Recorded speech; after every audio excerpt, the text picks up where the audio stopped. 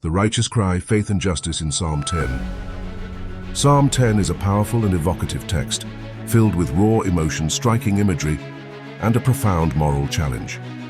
It is a psalm that calls us to confront the wickedness of the world with righteous indignation, anchored in faith and trust in God's unshakable justice. At its heart lies a profound spiritual plea, one that both aches with the pain of abandonment and triumphs in the assurance of divine sovereignty. As believers, we cannot merely read this psalm. We must wrestle with it, allowing its verses to penetrate our hearts and stoke the flames of moral outrage against the forces of evil. It challenges us to reflect on our role in standing against injustice while trusting in God's ultimate authority.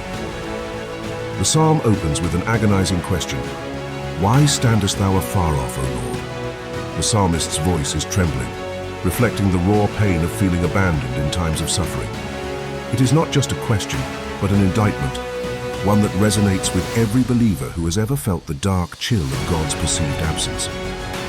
But let us not miss the wisdom in these verses.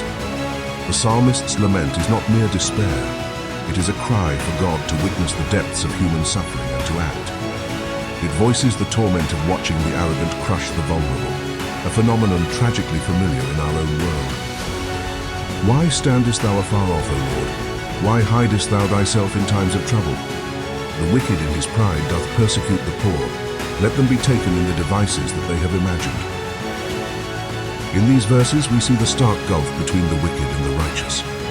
The wicked grow bold, exploiting their victims with impunity, while the righteous cry out, seemingly unheard.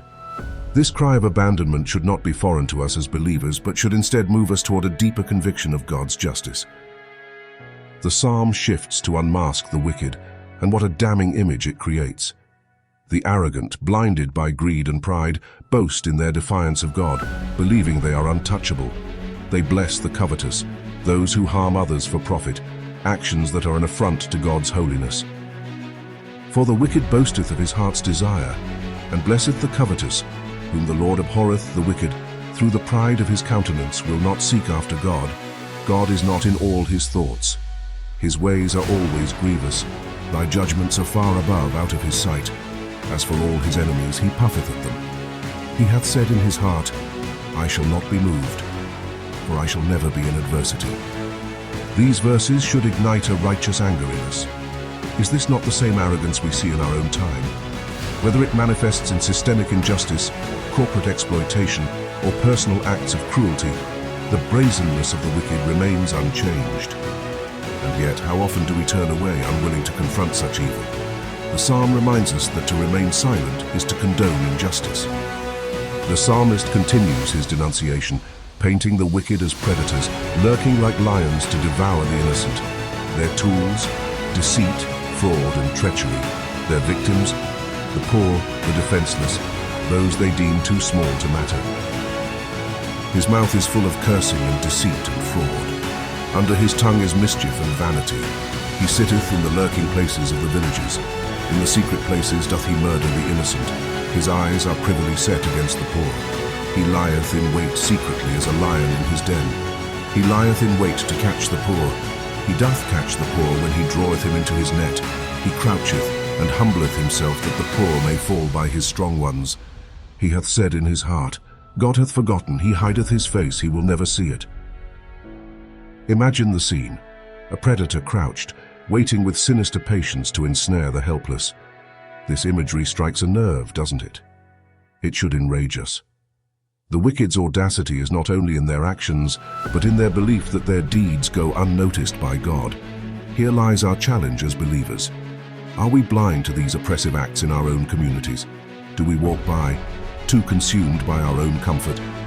This psalm demands that we confront the evil in our midst with steadfast faith and bold action. A shift occurs in verse 12, a cry for intervention. After cataloguing the litany of the wicked's crimes, the psalmist turns to the only hope for justice: God. Arise, O Lord, is not merely a plea. It is a battle cry, a call to the ultimate judge to crush the oppressor and uplift the lowly. Arise, O Lord, O God, lift up thine hand. Forget not the humble, wherefore doth the wicked contemn God. He hath said in his heart, Thou wilt not require it. Thou hast seen it, For thou beholdest mischief and spite, to requite it with thy hand. The poor committeth himself unto thee. Thou art the helper of the fatherless. Break thou the arm of the wicked and the evil man. Seek out his wickedness till thou find none. These verses remind us of something crucial. God is not absent. He sees, he hears, and he acts. He is the helper of the fatherless, the defender of the oppressed.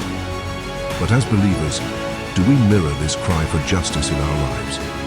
Are we willing to confront evil, or do we wait passively for others to step in? Amid the moral outrage, Psalm 10 concludes with a triumphant proclamation: "The Lord is King forever and ever." This declaration is a definitive anchor for believers, reminding us of God's unchanging sovereignty. The Lord is King forever and ever. The heathen are perished out of his land, Lord. Thou hast heard the desire of the humble. Thou wilt prepare their heart. Thou wilt cause thine ear to hear, to judge the fatherless and the oppressed, that the man of the earth may no more oppress. What a promise! The arrogance of the wicked is fleeting, and their oppressive schemes will fail under the enduring reign of God. This assurance isn't passive. It is a call to hold fast to our faith and be active agents of his justice and mercy. As believers, let us reflect. Do we live in a manner that proclaims God's eternal kingship? Are we voices for the oppressed, lights in the darkness, and defenders of righteousness? There is no space for complacency in the faith-filled reading of Psalm 10. It calls us to examine our response to the injustices around us.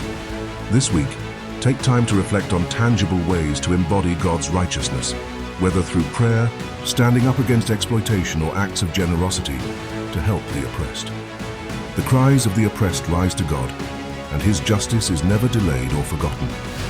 Psalm 10 reminds us of the certainty of his reign, challenging us to trust in his sovereignty and align our lives with his righteousness. Let its righteous call stir us to action and inspire us to live with unwavering faith. We do this knowing with absolute certainty, the Lord is King forever and ever.